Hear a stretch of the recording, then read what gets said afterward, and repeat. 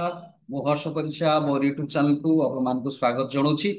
এই ভিডিওରେ ଆମେ ଆଲୋଚନା କରିବା ବିହାରର ଏସ୍ଆଇ ରୂପେ ଅର୍ଥାତ୍ ଆପଣଙ୍କର ଯୋଉ ଆସନ୍ତା ଆଗାମୀ ଇଲେକ୍ସନ ଅଛି ତା ଉପରେ ଆଲୋଚନା କରିବା।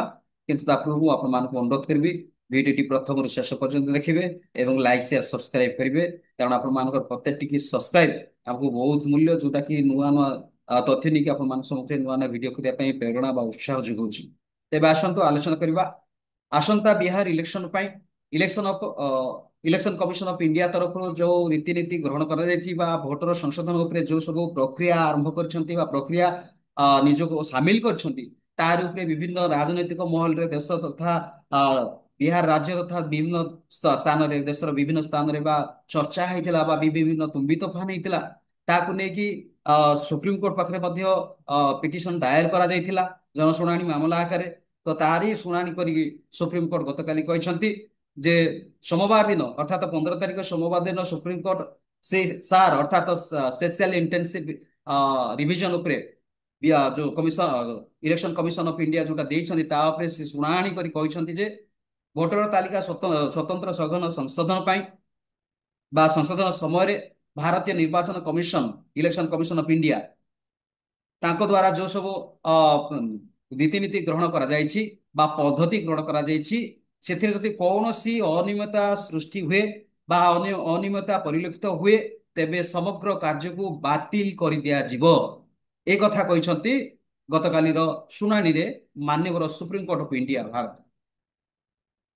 ତ ବିଚାର ଏଇଟା କାହା ଦ୍ୱାରା ଗଠିତ ମାନେ କିଏ ବିଚାର କରିଥିଲେ, ଖଣ୍ଡପୀଠ କାହା ଦ୍ୱାରା ଗଠିତ ହେଇଥିଲା ନା ବିଚାରପତି ସୂର୍ଯ୍ୟକାନ୍ତ ଏବଂ ଜୟମାଲ୍ୟା ବାଗଚିଙ୍କ ଖଣ୍ଡପୀଠ, ଯାହାକି ବିହାରର ଏସ୍ଆଇଆର ସ୍ପେଶିଆଲ ଇଣ୍ଟେନ୍ସିଭ ରିଭିଜନର ବୈଧତାକୁ ଚ୍ୟାଲେଞ୍ଜ କରି ଆଗତ ଆବେଦନର ଚୂଡ଼ାନ୍ତ ଶୁଣାଣି ପାଇଁ ଆସନ୍ତା ମାସ ଅକ୍ଟୋବର 7 ତାରିଖକୁ ଧାର୍ଯ୍ୟ କରାଯାଇଛି।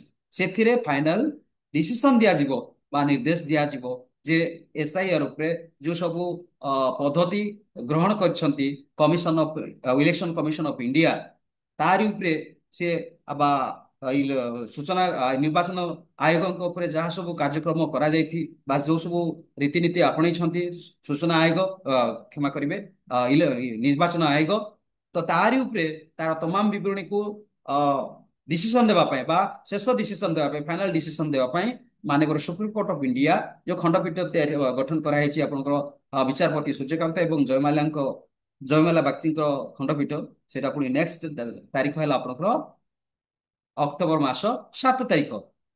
ତ ୟାରି ପରିପ୍ରେକ୍ଷୀରେ ଆହୁରି ମଧ୍ୟ କୁହାଯାଇଛି ଇଆଇସି ଆଇନ ଅନୁଯାୟୀ କାର୍ଯ୍ୟ କରୁଛି, କାରଣ ଆମେ ସମସ୍ତେ ଜାଣିଛେ ଯେ କନଷ୍ଟିଟ୍ୟୁସନାଲ ଆମେଣ୍ଡମେଣ୍ଟ ଅନୁସାରେ ବା କନଷ୍ଟିଟ୍ୟୁସନ ଅନୁସାରେ ଭାରତର କନଷ୍ଟିଟ୍ୟୁସନ ଅନୁସାରେ ଇଲେକ୍ସନ କମିଶନ ଅଫ ଇଣ୍ଡିଆ ବା ଇଲେକ୍ସନ କମିଶନ ସମସ୍ତେ କଣ ବୈଧତା ଅନୁସାରେ କାର୍ଯ୍ୟ କରୁଛନ୍ତି ବା କାର୍ଯ୍ୟ କରୁଛନ୍ତି, ଯାହାକି ଆମକୁ ଧରି ନିଆଯିବ ସର୍ବୋଚ୍ଚ ଅଦାଲତର ଅ, କାର୍ଯ୍ୟ ଅନୁସାରେ ବା ନିୟମାବଳୀ ଅନୁସାରେ ସାମ୍ବିଧାନିକ ସୁରକ୍ଷା ବ୍ୟବସ୍ଥା ସହଜ ନହେଲେ ଏହି କାର୍ଯ୍ୟ ଅବୈଧ ହେବ।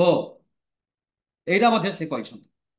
ଆଉ କହିଛନ୍ତି ଖଣ୍ଡପୀଠ ସ୍ପଷ୍ଟ କରି କହିଦେଇଛନ୍ତି ଯେ ବିହାରର ଏସ୍ଆଇରେ ଆମର ରାୟ ପାନ୍ ଇଣ୍ଡିଆ ସାର୍ ଅର୍ଥାତ୍ ରାୟ pan India special intensive revision ପାଇଁ ପ୍ରଯୁଜ୍ୟ ହେବ।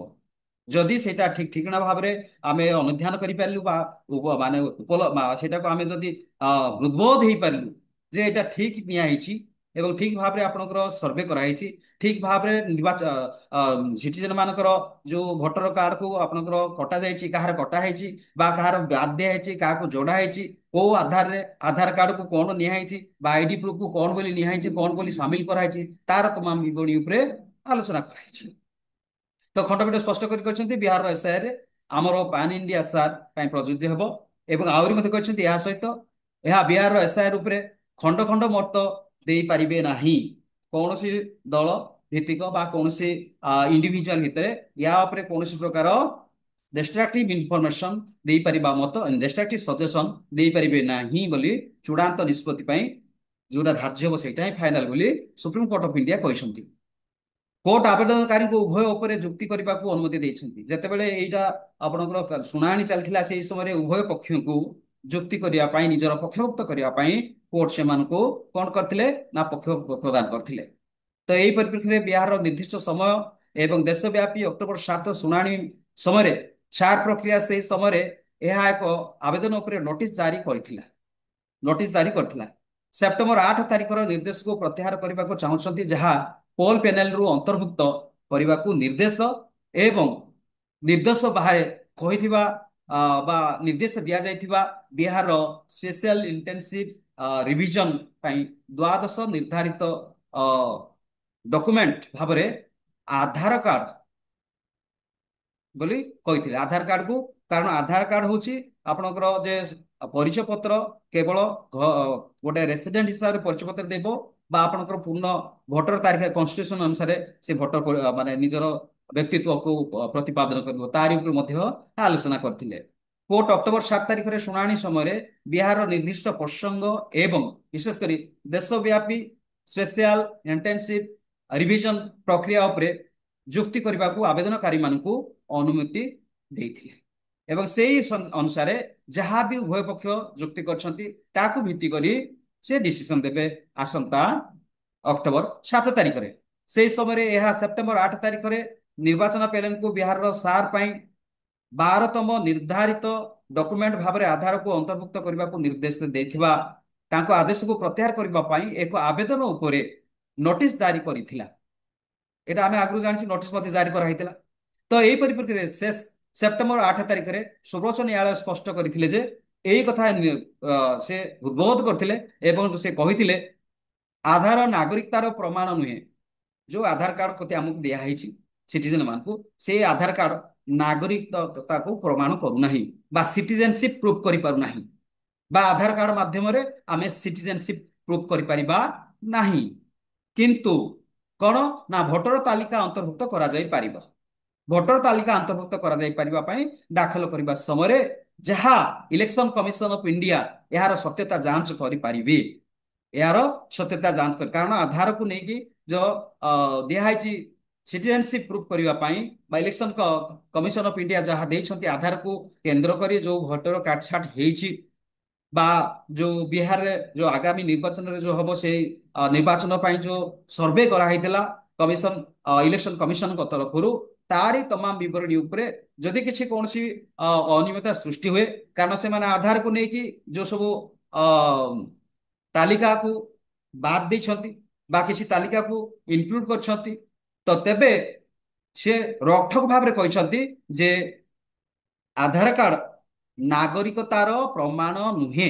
ସୁପ୍ରିମକୋର୍ଟ ଡିରେକ୍ଟଲି କହିଛନ୍ତି ଆଧାର କାର୍ଡ ମାଧ୍ୟମରେ ନିଜର ନାଗରିକତା ଆମେ ପ୍ରତିପାଦନ କରିପାରିବା ନାହିଁ ବା ଆମେ ରିପ୍ରେଜେଣ୍ଟ କରିପାରିବା ନାହିଁ। କେବଳ ଯେହେତୁ ଇଲେକ୍ସନ କମିଶନ ଅଫ ଇଣ୍ଡିଆ ସେଟାକୁ ନେଇଛନ୍ତି, ଆଧାର କାର୍ଡକୁ ମାଧ୍ୟମ ନେଇକି ସେମାନେ ଯୋଉ ସ୍ପଷ୍ଟୀକରଣ ରଖିବେ ତାକୁ ଭିତ୍ତି କରି ଶେଷ ଜଜମେଣ୍ଟ ଦେବେ ଯେ ଏସଆଇଆର ବା special intensive revision special intensive revision ଆପଣଙ୍କର ଠିକ ଅଛି କି ନାହିଁ, ସେଇଟା ଆସନ୍ତା ଅକ୍ଟୋବର 7 ତାରିଖ ଦିନ ଶେଷ ଶୁଣାଣିରେ ମାନ୍ୟବର ସୁପ୍ରିମକୋର୍ଟ ଅଫ ଇଣ୍ଡିଆ ତାଙ୍କର ଶେଷ ମତ ପ୍ରଦାନ କରିବେ ବା ନିର୍ଦ୍ଦେଶ ପ୍ରଦାନ କରିବେ। ଭିଡିଓଟି ପ୍ରଥମରୁ ଶେଷ ପର୍ଯ୍ୟନ୍ତ ଦେଖିଥିବେ, ତେଣୁ ଆପଣମାନଙ୍କୁ ଧନ୍ୟବାଦ ଦଉଛି ଏବଂ ଅନୁରୋଧ କରୁଛି ଭିଡିଓଟି ଅଧିକରୁ ଅଧିକ ଲାଇକ୍ ସେୟାର ସବସ୍କ୍ରାଇବ କରିବେ। Thank you so much. ନମସ୍କାର।